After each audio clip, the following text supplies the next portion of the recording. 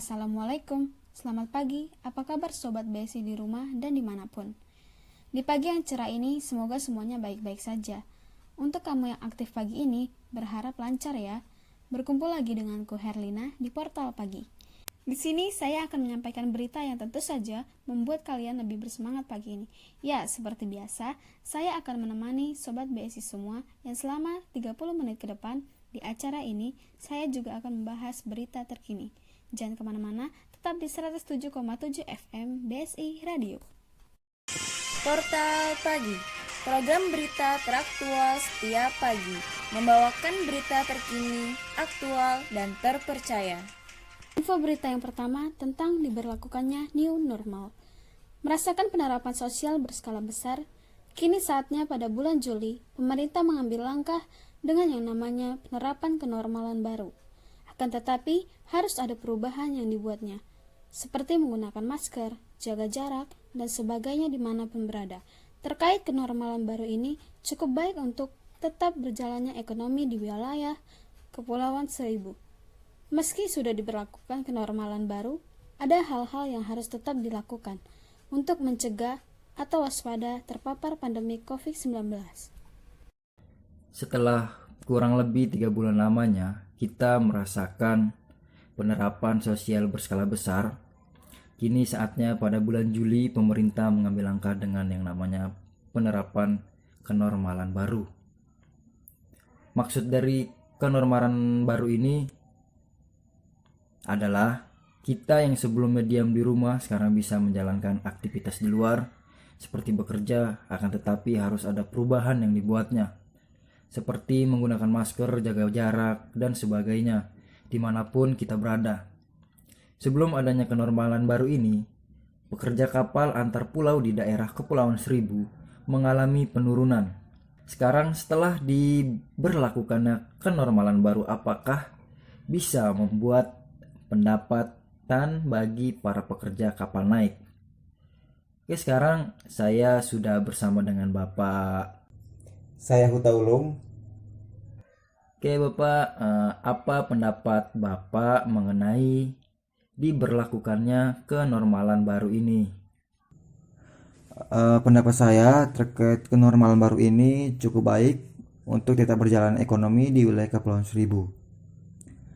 Lalu jangan lupa juga tetap ikuti kebijakan pemerintah, seperti baru-baru ini ada kebijakan 3M. Apa sih itu 3M? Itu 3M itu memakai masker, mencuci tangan, dan menjaga jarak. Lalu bagaimana dengan bekerja? Untuk bekerja sudah seperti biasa, tetapi dengan peraturan-peraturan harus dipatuhi dan ditaati agar terhindar dari terpaparnya COVID-19. Bagaimana interaksi dengan para warga lainnya?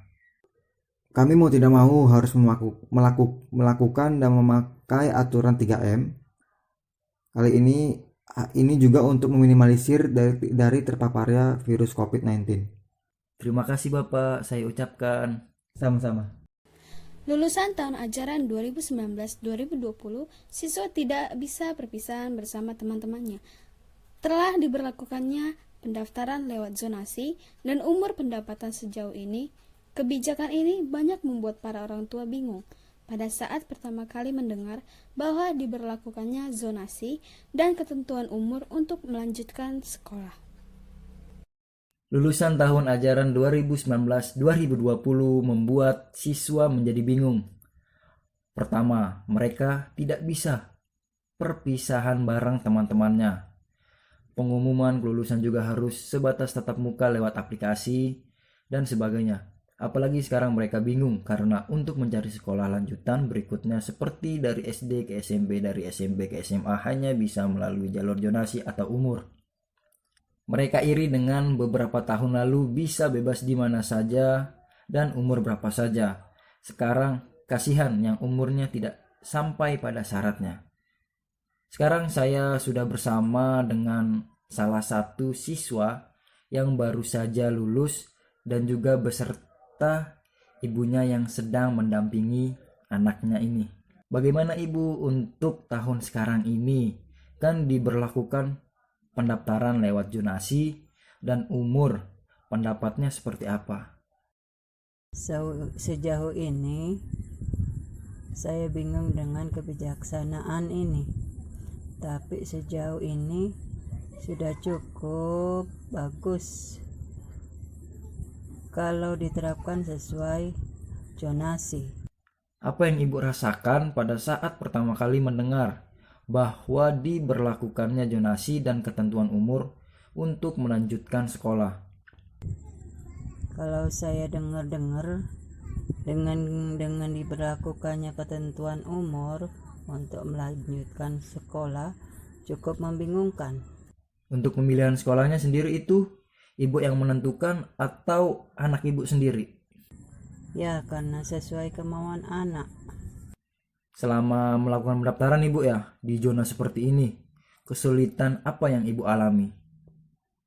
Karena kan di pulau jenjang pendidikan sekolah enggak banyak, jadi enggak sulit. Butuh waktu berapa lama Bu untuk melakukan pendaftarannya agar semuanya selesai? Sejauh ini enggak butuh waktu lama karena pendaftarannya online. Terus juga ini lagi masa pandemik. Baik adek, bagaimana sekolahnya? Alhamdulillah berjalan lancar. Adek kan sudah merasakan sekolah online dari diberitakannya COVID. Apakah ada kesusahan dalam belajar? Sejauh ini kesulitannya yaitu sinyal yang tidak memadai dengan baik. Bagaimana perasaannya kelulusan kemarin tidak sama teman? Cukup sedih karena tidak merasakan kebahagiaan secara langsung. Sebelumnya pernah merasa ragu tidak untuk melanjutkan pendaftaran sekolah karena diberlakukan zonasi dan umur seperti ini? Sejauh ini tidak. Apa keinginannya yang mau disampaikan? Semoga pandemi ini bisa berakhir dan aktivitas lainnya yang terhenti karena pandemi bisa berjalan lagi pulih seutuhnya. Ya, terima kasih adek. Kepulauan Seribu diberlakukan PSBB kembali. Aktivitas sehari-hari tercukupi. Sejauh ini pemerintah baik Pemkab, Pemprov, dan negara serta organisasi memberikan bantuan untuk meringankan beban warga untuk protokol kesehatan seperti physical distancing atau penggunaan masker. Untuk pelanggaran pasti ada dan diberikan arahan untuk melakukan protokol kesehatan di masa pandemik ini. Kepulauan Seribu diberlakukan PSBB kembali. Bupati Kepulauan Seribu mengatakan, jika salah satu pulau di Kepulauan Seribu ada yang terkena virus corona, jadi memutuskan untuk melakukan PSBB kembali. Saya sudah bersama dengan salah satu warga. Ya Bapak, bisa jelaskan lebih jelas tidak bagaimana orang pulau itu bisa terinfeksi corona? Sejauh ini saya kurang tahu Pak, tapi bisa saja terpapar dari orang pulau yang dari Jakarta ke pulau atau dari pendatang yang berwisata ke pulau. Lalu jika diberlakukan PSBB kembali, aktivitas pun bisa menjadi terputus. Apakah untuk sehari-hari itu cukup? Sejauh ini pemerintah baik pemerintah daerah, kabupaten, pemerintah provinsi, dan negara serta organisasi memberikan bantuan untuk meringankan beban warga. Contohnya itu memberi bantuan pangan gitu.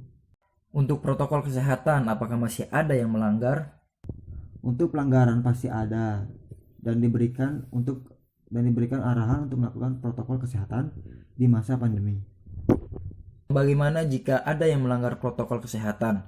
Apakah ada sanksi yang diberikan oleh pihak gugus tugas atau pemerintah setempat? Untuk yang melanggar peraturan akan diberikan arahan untuk melakukan protokol kesehatan di masa pandemi serta hukuman kecil lainnya seperti push up atau membersihkan lingkungan sekitar. Jadi kayak bersih-bersih gitu Pak. Selain itu, hal apa yang dilakukan agar tidak terinfeksi oleh virus corona?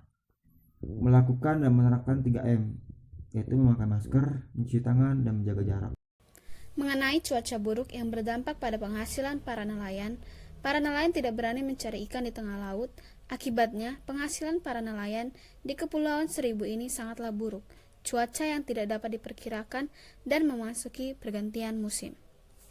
Cuaca buruk yang melanda perairan Kepulauan Seribu berdampak pada penghasilan nelayan.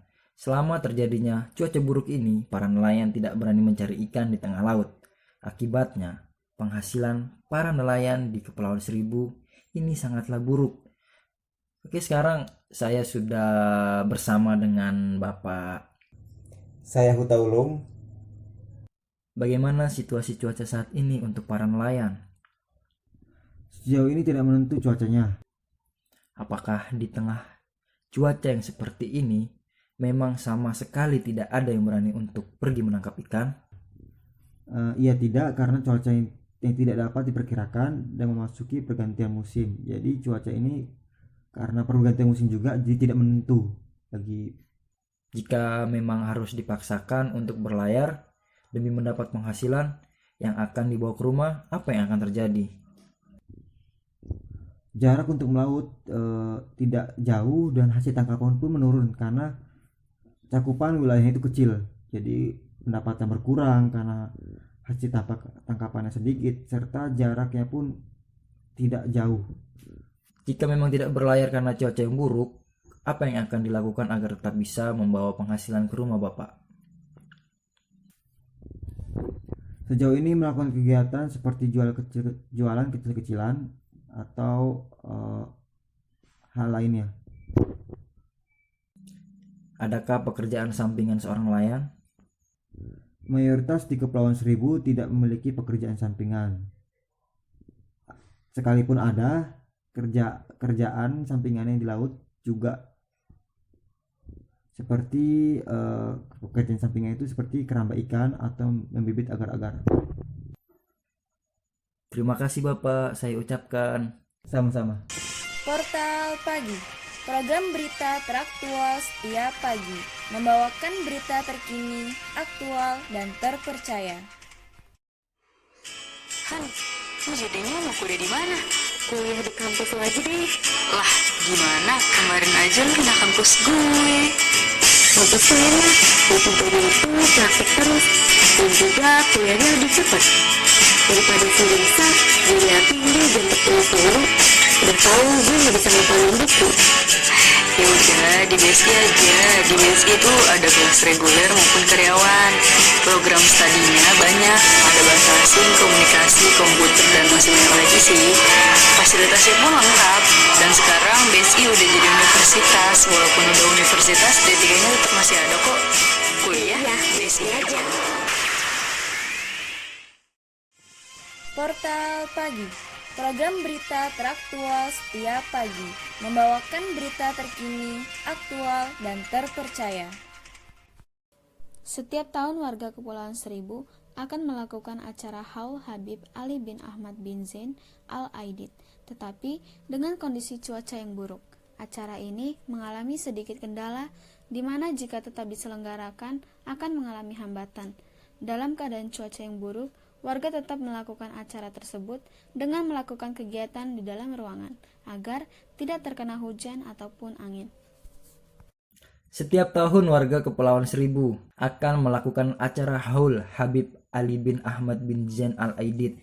Tetapi dengan kondisi cuaca yang buruk, acara ini mengalami sedikit kendala yang dimana jika tetap diselenggarakan akan mengalami hambatan. Sekarang saya sudah bersama dengan Bapak. Saya Huta Ulung. Sudah sejauh mana persiapan untuk acara ini? Sudah cukup baik dan sudah siap untuk diselenggarakan. Bagaimana dengan dananya? Apa ini ditanggung oleh pengurus desa atau warga sendiri?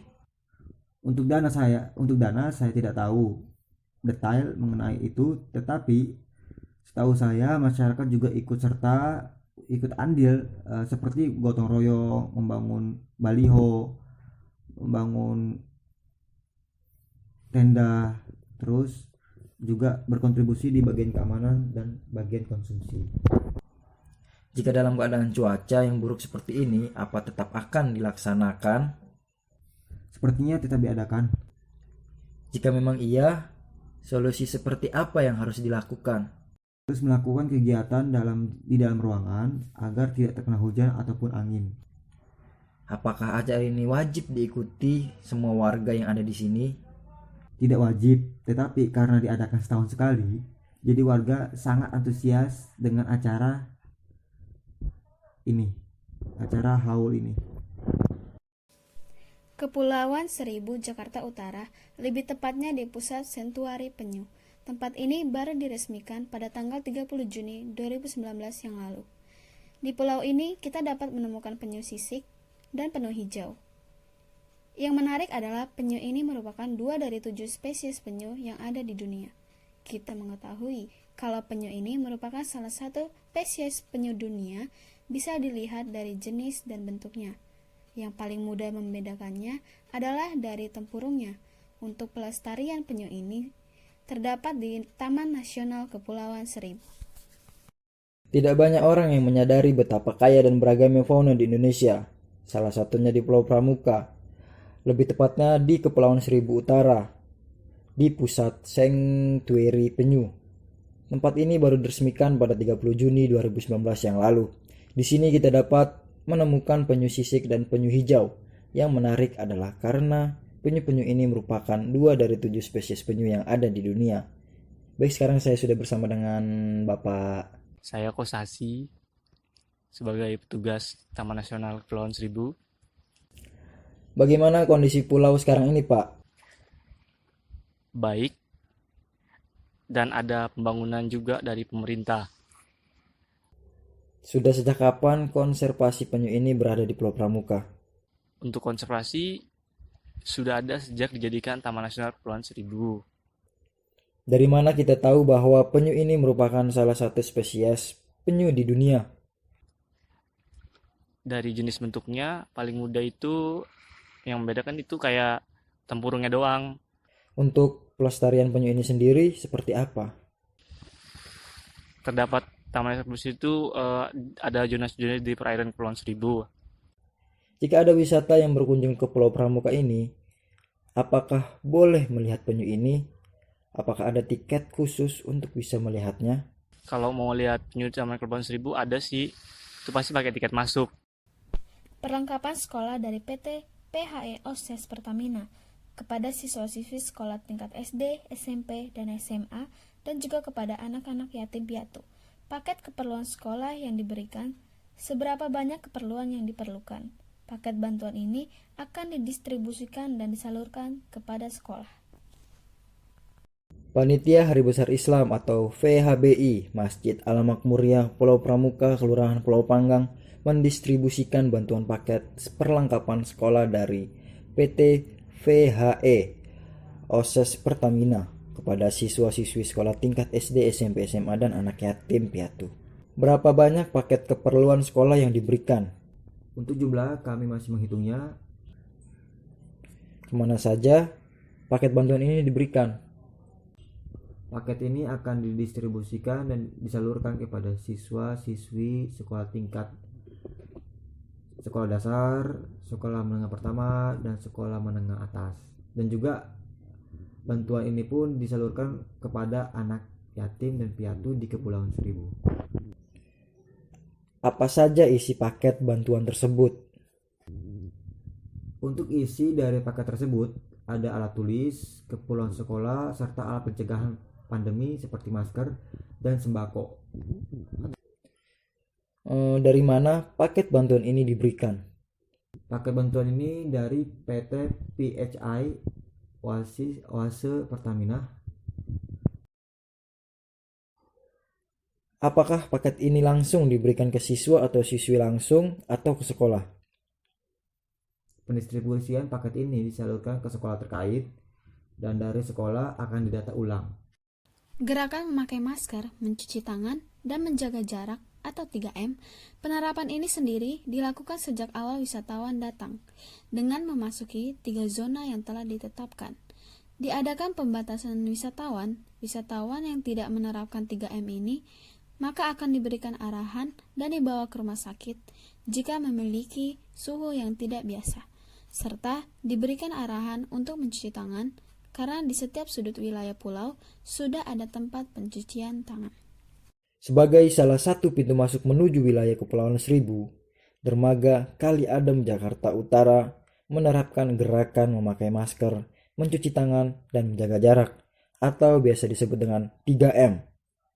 Penerapan ini sendiri dilakukan sejak awal wisatawan datang dengan memasuki 3 zona yang telah diterapkan. Baik Bapak, sudah sejak kapan 3M ini diberlakukan? Untuk penerapan 3M ini saya kurang tahu sejak kapan dilakukan penerapan ini, tetapi menurut saya sejak minggu-minggu terakhir ini, kemarin pemerintah Kepulauan Seribu sedang gencar-gencar ya mensosialisasikan istilah 3M ini. Selain menerapkan 3M ini, apakah ada keperluan khusus agar bisa datang ke Kali Adem? Surat kesehatan terkait COVID-19, terus membawa masker, serta hand sanitizer yang bisa dibawa. Untuk wisatawan sendiri, apakah akan dibatasi? Kalau iya, berapa persen pengunjung yang boleh datang? Pembatasan tentu jelas ada. Untuk kota kapal sendiri terjadi pengurangan hingga 50%. Hal ini terkait social distancing. Kalau ada wisata yang tidak menerapkan 3M, apa yang akan dilakukan? Maka akan diberikan arahan dibawa ke rumah sakit jika memiliki suhu yang tidak biasa, serta diberikan arahan untuk mencuci tangan karena di tiap sudut wilayah di pulau di Kepulauan Seribu sudah ada tempat pencucian tangan. Siapa saja yang terlibat dalam penerapan 3M? Penerapan 3M ini menurut saya bisa dilakukan oleh siapa saja, semua umur, karena kita tidak tahu siapa saja yang membawa pandemi di wilayah kita. Jadi penerapan 3M ini cukup baik karena juga bisa dilakukan oleh siapa saja. Anak kecil pun bisa menggunakan masker, mencuci tangan, serta memakai hand sanitizer. Terima kasih Bapak. Portal Pagi, program berita teraktual setiap pagi, membawakan berita terkini, aktual, dan terpercaya.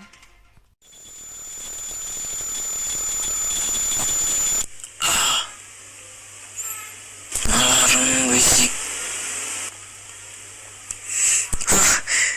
Jam 7. Bukan ada kelas jam 8. Telat gue gila.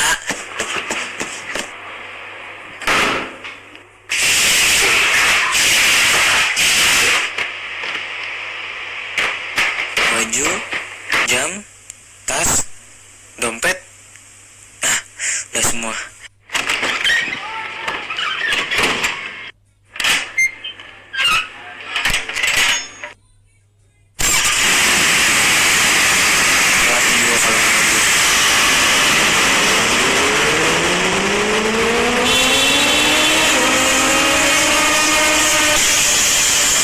Berhati-hatilah dalam berkendara. Ingat, sayangi nyawa Anda. Portal Pagi, program berita teraktual setiap pagi, membawakan berita terkini, aktual, dan terpercaya. Pulau Pramuka merupakan salah satu pulau yang berada pada gugus Kepulauan Seribu. Destinasi wisata Pulau Pramuka di tengah pandemik seperti ini sudah diberlakukannya kenormalan baru. Di era kenormalan baru ini, untuk wisatawan sudah bisa berkunjung ke Pulau Pramuka, tetapi tidak lupa akan protokol kesehatan. Untuk batas jumlah bisa dilihat di jumlah kapasitas penumpang kapal. Jika wisatawan ingin berkunjung, syarat utama sejauh ini adalah dengan membawa surat rapid test untuk membuktikan telah uji coba cek kesehatan.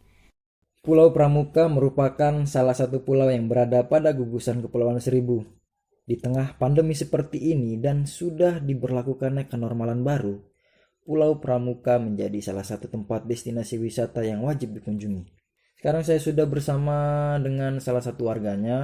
Di era kenormalan baru ini, apakah sudah ada wisatawan yang datang ke sini untuk berlibur?